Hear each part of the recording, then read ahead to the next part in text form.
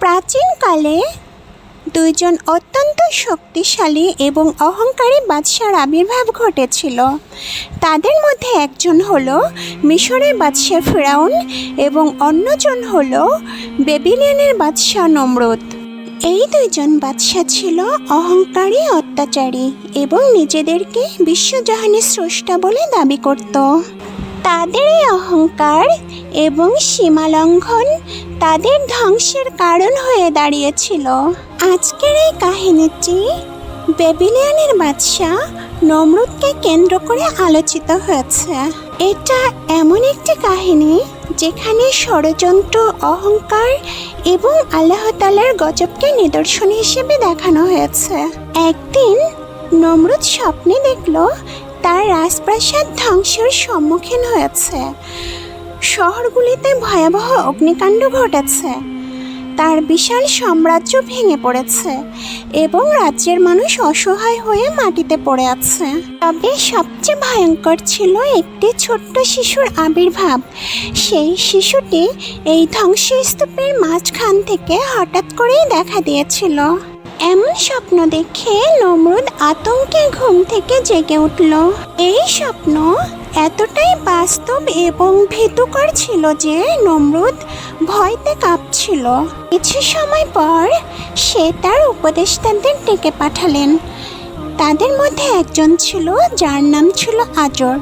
আজর ছিল বিখ্যাত মূর্তিশিল্পী এবং হযরত ইব্রাহিম আলাইহিসসালামের পিতা।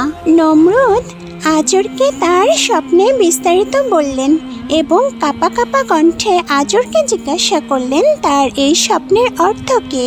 নমরুদ বলল, আমি আমার রাজ্যের ধ্বংস দেখলাম। এটা কিসের লক্ষণ?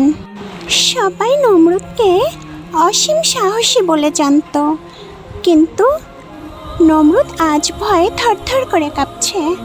নমরুদ হতাশ হয়ে আজরকে প্রশ্ন করল, এখন আমার কি করা উচিত? আজর তখন নমরুদের দরবারে এমন একজনকে উপস্থাপন করলো যে ছিল স্বপ্নের ব্যাখ্যাকারী। নমরুদ তার স্বপ্নের বিস্তারিত ব্যাখ্যাকারীকে বললেন। ব্যাখ্যাকারী সব শুনে বলল, আপনার সাম্রাজ্যে এমন একজন শিশুর আবির্ভাব ঘটছে যে আপনার এই সাম্রাজ্যকে, আপনার এই রাজ্যকে ধ্বংস করবে। তখন নমরুদ বলল, আজ থেকে যত ছেলে শিশু জন্মগ্রহণ করবে সবাইকে হত্যা করা হবে। আমার রাজত্ব কাউকে ধ্বংস করতে দিব না। নমরুদের এই আদেশে তার সৈন্যরা বেবিলিয়নের চারপাশে ছড়িয়ে পড়ল। প্রতিটা বাড়িতে যেয়ে তারা সদ্য জন্ম নেওয়া শিশুদেরকে হত্যা করতে লাগলো। এমনকি প্রতিটা বাড়িতে যেয়ে তল্লাশি চালাতে লাগলো যে কোথাও সদ্য জন্ম নেওয়া পুত্র সন্তান আছে কিনা। রাজত্ব রক্ষা করার জন্য শত শত শিশুকে হত্যা করা হচ্ছিল। এইদিকে নমরুদের প্রাসাদ থেকে খুব নিকটে একটি পাহাড়ের আড়ালে ছোট একটি বাড়িতে একটি ছোট্ট শিশুর জন্ম হয়েছিল। তিনি ছিলেন হযরত ইব্রাহিম আলাইহিসসালাম।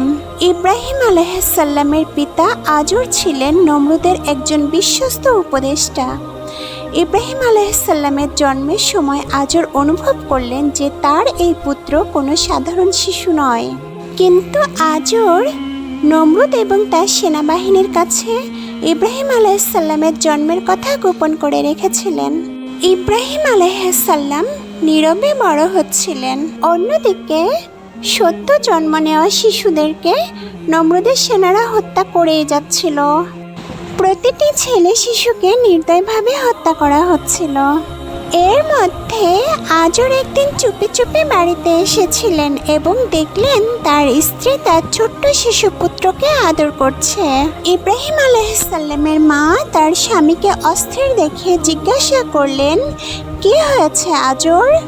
তখন আজর উদ্বিগ্ন হয়ে বলল, বাদশা নমরুদ আদেশ করেছে সদ্য জন্ম নেওয়া সকল পুত্র সন্তানকে হত্যা করার জন্য।